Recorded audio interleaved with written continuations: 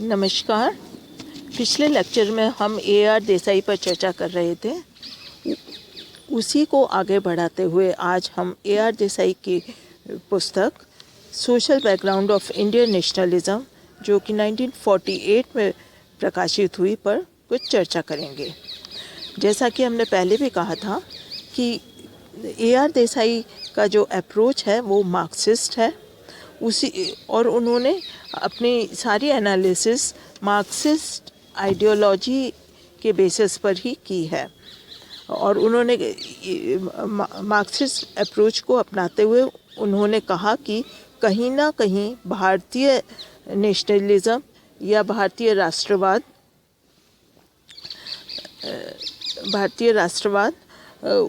उत्पादन के साधनों में परिवर्तनों से ही जुड़ा हुआ है। कुछ ऐसी भौतिक परिस्थितियां रहीं जिनके कारण नेशनलिस्ट मूवमेंट की शुरुआत हुई। उनकी ये पुस्तक 9 चैप्टर्स में विभक्त है, 19 चैप्टर्स में बटी हुई है, जिसका पहला जो अध्याय है वो देखता है कि किस तरह से, यानी हाउ नेशनलिज्म का डेवलपमेंट या विकास हुआ और नेशनलिज्म किस तरह से विश्व में अन्य देशों में, जो कि यूरोप से अलग है, उन देशों में किस तरह से विकसित हुई। जो दूसरा चैप्टर है उसमें उन्होंने भारतीय इकोनॉमी और भारतीय अर्थव्यवस्था और भारतीय कल्चर पर उन्होंने फोकस किया है।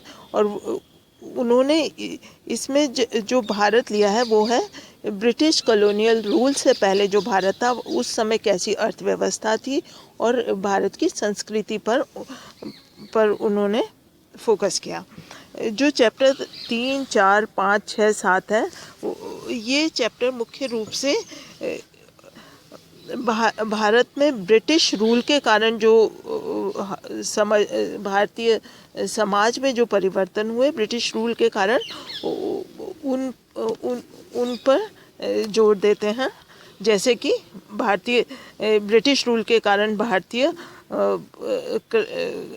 जो भारतीय कृषि या एग्रीकल्चर है उसमें क्या परिवर्तन आए, किस तरह से जो हमारी ट्रेडिशनल आर्ट्स थी और हैंडीक्राफ्ट्स थे उनका पतन हुआ या उनमें क्या चेंजेस आए, और इस स्मॉल स्केल और कॉटेज इंडस्ट्रीज़ का किस तरह से पतन शुरू हुआ ब्रिटिश टाइम में।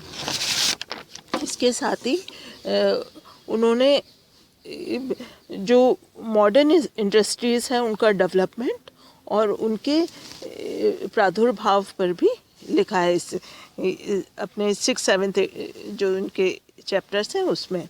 चैप्टर 8, 9, 10 मुख्य रूप से जो डेवलपमेंट्स हुए, जो नई नई चीज़ें ब्रिटिश रूल के दौरान भारतीय समाज में आई, उन पर जोर दिया है। जैसे कि उन्होंने चैप्टर 8 में कहा कि किस तरह से ट्रांसपोर्टेशन के सिस्टम बदला और उसका भारत में डेवलपमेंट हुआ, जैसे यहाँ की रेलवेज़, रोडवेज़, और किस तरह से ब्रिटिशर्स ने सारा उन्होंने डाला अपनी सुविधाओं के लिए था।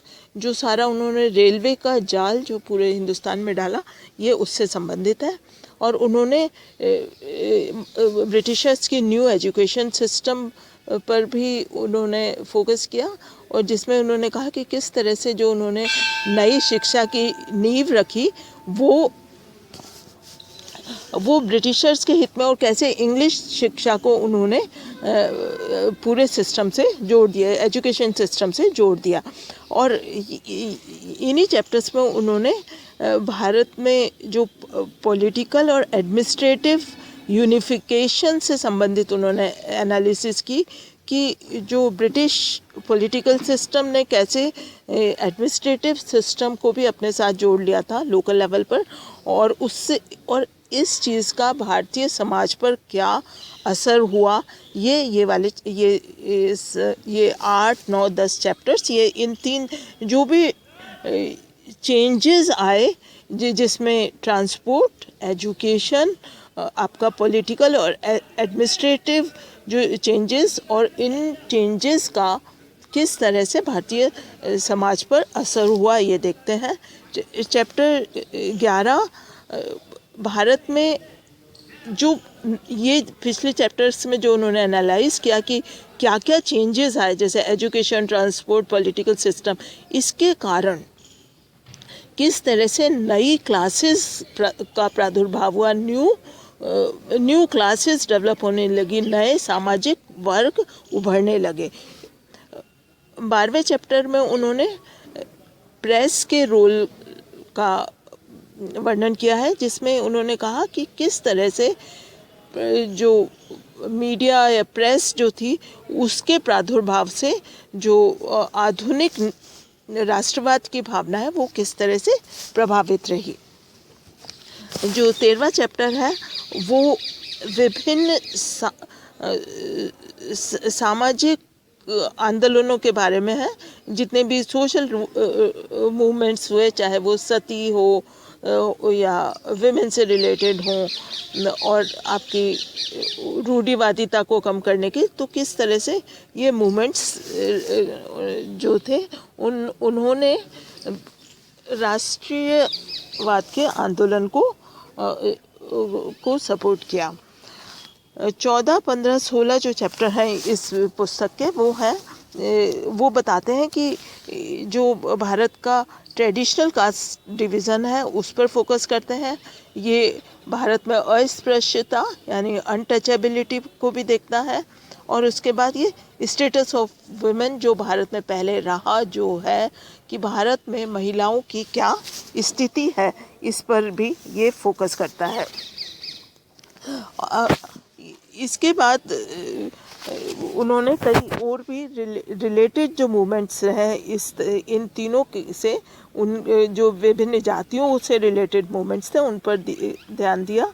जो 17 चैप्टर है वो रिलीजियस रिफॉर्मिस्ट मूवमेंट से है, जो उस समय जो धार्मिक सुधार आंदोलन हुए थे 19वीं सदी के उन पर फोकस करता है।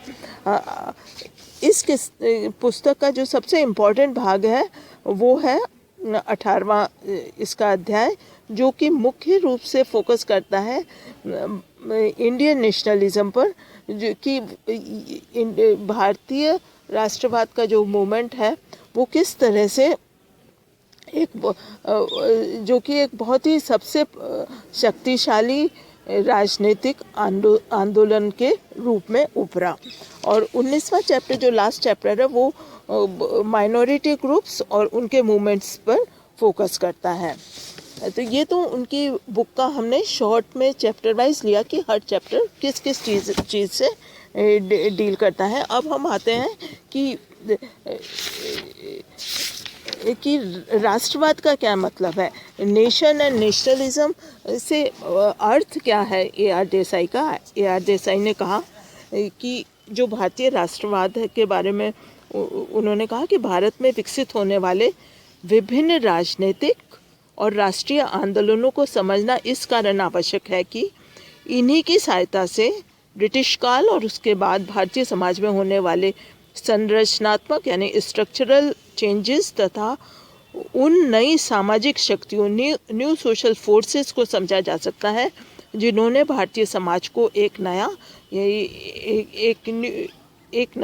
रूप दिया है।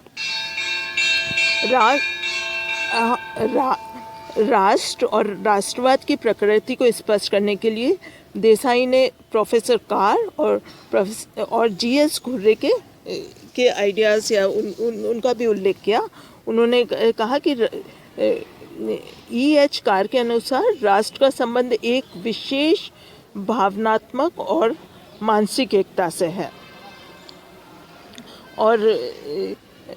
और उन्होंने राष्ट्र की प्रकृति और इसकी मुख्य विशेषताओं के आधार पर इसकी कुछ 6 विशेषताएं बताई जो हम शॉर्ट में ले लेते हैं,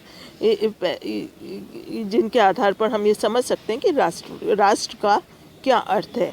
राष्ट्र पहली है एक सामान्य सरकार का विचार जिसका संबंध वर्तमान और भविष्य की प्रत्याशाओं से हो। दूसरा, इसमें संबंधित व्यक्तियों के बीच पारस्परिक संबंध तथा जागरूकता हो। तीसरा, एक सुस्पष्ट भूभाग हो, आपकी लैंड हो, कुछ ऐसी विशेषताएं जो एक राष्ट्र दूसरे राष्ट्रों से पृथक करती हो, जैसे आप डिफ्रेंशिएट करने वाली भाषा और भाषा तथा संस्कृतियों से संबंधित विशेषताएं। पांचवा, कुछ ऐसे सामान्य हित जिसमें सभी सदस्य सहभाग करते हों, लोगों की इच्छाओं और भावनाओं में एक ऐसी समानता जिसके आधार पर उनके मन में अपने राष्ट्र के प्रति श्रद्धा और समर्पण के भाव पैदा होते हों। इसी तरह अब हम घुर्रे का आइडिया लेंगे कि घुर्रे ने नेशनलिज्म के बारे में अपनी पुस्तक सोशल टेंशन्स इन इंडिया में कहा कि राष्ट्रवाद एक मनोवैज्ञानिक और भावात्मक दशा, it's emotional and psychological thing.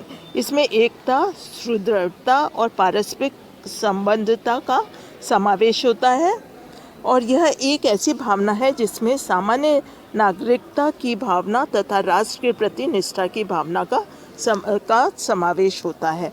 आज हम इतना ही करेंगे, हम आगे अगले हम लेक्चर में इसे कंटिन्यू करेंगे। Thank you for listening.